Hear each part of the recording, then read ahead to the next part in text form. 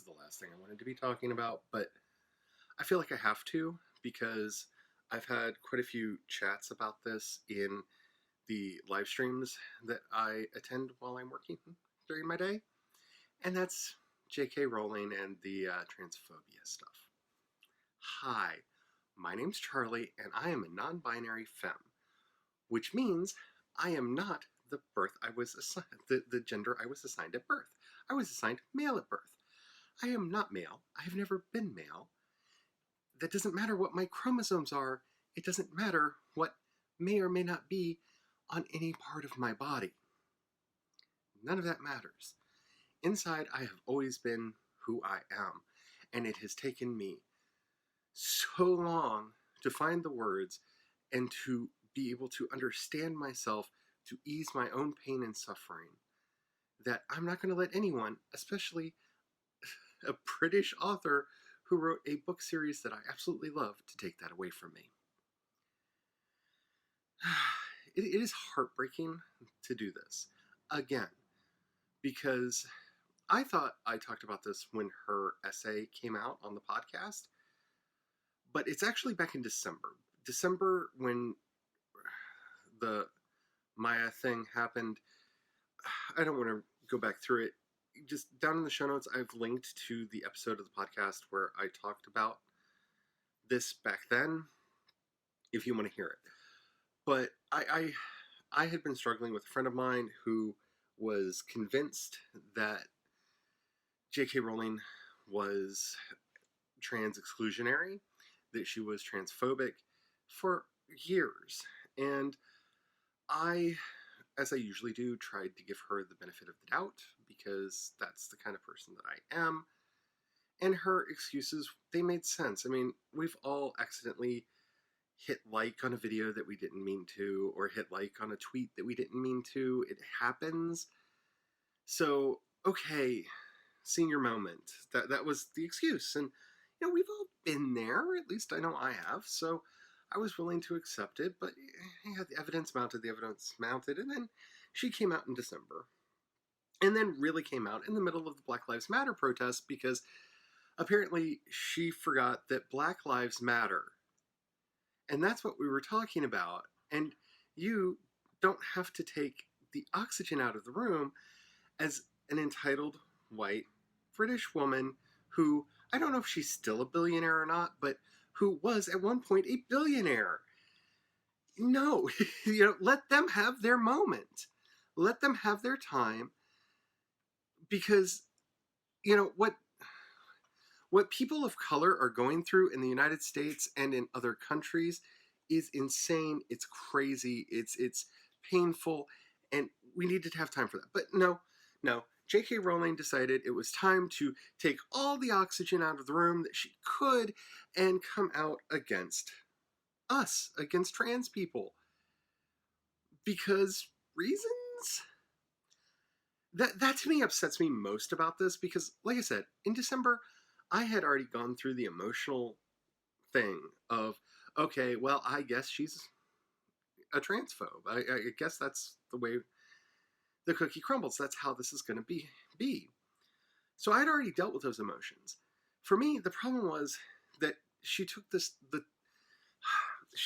moment where people are finally starting to talk about race and inequality in a way that matters. And just in case you've forgotten, Black lives matter.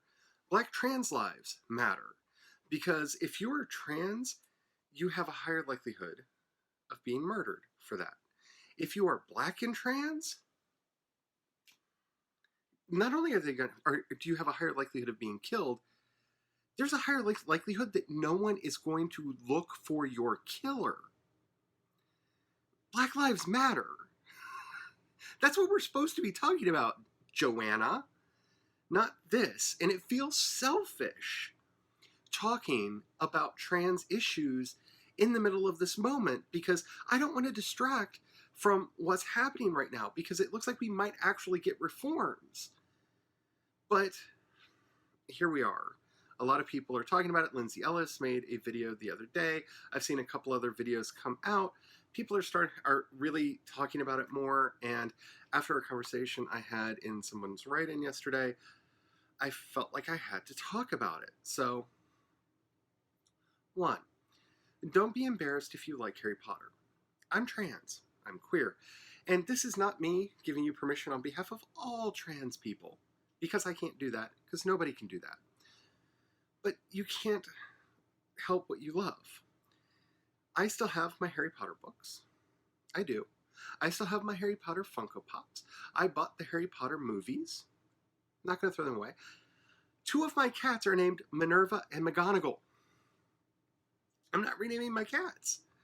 Mainly because it would confuse them, because they've gotten used to me calling them that. And it would confuse me, because then I'd have to know new names. And I've been writing so much, my brain is fried. You don't have to stop loving because the writer is problematic. But you have to stop supporting. I mean, that's the real conundrum that we're in right now. I loved the first Fantastic Beasts movie. Crimes of Grindelwald, on the other hand, that was the thing. I don't know if there are going to be any more. I don't know. And I can only imagine what's going on at the heart of Warner Brothers right now, trying to deal with this. But I'm not going to watch it. I can't watch it, because that supports her and gives her money. I can't do that. I can't support her anymore, because she's using her fortune, her fame, to hurt my community. I can't support her. So I'm not buying any more merchandise. I'm not buying anything. I'm not going to watch the new movies. I don't care if she releases a new book in the Harry Potter world. It's gone. It's done. Like, who knows, maybe one day she'll mea culpa, she'll actually study the science, and everything will be better. Maybe. We'll reassess then, if it happens.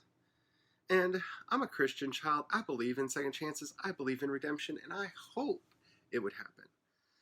But my relationship to Harry Potter now is the same as my relationship to He-Man, which I loved as a kid. It made me so happy. He-Man and She-Ra, they were my thing when I was a little kid. I've tried watching them as an adult. She-Ra is easier to watch than He-Man for me. At least my personal opinion, the originals. I'm surprised I could watch them as a kid. They're not easy to watch, but I still have my love. I love H.P. Lovecraft's work, even though he is problematic AF. And I know that, and I bring it up every time I mention him. But he was a good horror writer. But he's dead. JK Rowling is not. And she's probably not going to be for a long time. And that's not a threat. It's just a fact. She's relatively young. She's going to be writing and talking and doing things for a long time to come. I just can't support that anymore. It's like Orson Scott Card. Okay, you're in the bucket. Ender's Game is dead to me. I can't go there anymore. You've come after my people. And you just, for me, have to be like that. Now, I'm not going to tell you what to do. And frankly, anybody out there telling other people what to do should stop. Because everyone's going to have their own experience, and everybody's going to have their own personal whims and reasons for doing the things that they do. Like I said, I'm not giving up my love of Harry Potter. I almost wore one of my Harry Potter shirts to do this video. Almost did. I didn't because, one, it was this really cool Deathly Hallows shirt, and I don't know, I just felt like it would be too threatening in some way to be wearing a shirt with, like, death and the big Deathly Hallow symbol on it while talking about this, so I didn't do that. But also, it's hard for me to put those on. And I don't know what my relationship with Harry Potter is going to look like in the future. I don't know what it's going to look like a year from now. I don't know what it's going to look like 5 years from now. But right now, I'm done. I'm just done. I can't. Joanna has robbed me of this thing that I love. And the movies, to me, I'm probably still going to watch from time to time because, one, I own them, so I'm not giving her any money by watching them. I'm not streaming them on HBO Max, I can tell you that. But also, the entire cast have been great about this and have come out against her because trans lives are important. Trans people are people. And the fact that she had to make up a straw man to come after us just shows how weak the argument is. Nobody is saying that gender and sex are the same thing. No one is saying that sex isn't real. I was assigned male at birth, but even biologically speaking, there are more than two genders. Intersexed people are a thing. Even if you want to just be as simple as saying three, there are more than two genders. So, Joanna, you're just wrong. And I don't know why I'm talking to her like she's going to see this at some point, because she has closed her mind and apparently her heart to all of the people that loved her and her work and respected her. So we're each going to have to figure out what we're going to do moving forward. We shouldn't be telling each other what to do. Fandom is a crazy thing. It is. The heart is fickle. You love what you love. So I'm not going to tell you to stop loving Harry Potter, but I am going to ask that you stop financially supporting anything that is Harry Potter, because it helps JK Rowling hurt trans youth. And that's a sad thing. That's just a sad thing. So that's my opinions on this. If you have any questions, as long as you're polite in asking them, I would love to answer them down in the comments below. Also, like I said, I linked my much longer discussion of this from the podcast down there from December if you want to listen to that. All my links are down there. I don't even feel like doing the normal stuff. Like, subscribe, all of that. I want things to be better. 2020 has been a terrible year. It has been a terrible year. At least I'm getting a lot of writing done, right? Hopefully you are too. So, I hope you're good. I hope everything's fine wherever you are. So, until next time, stay well, stay safe, and don't forget to have the fun. Bye.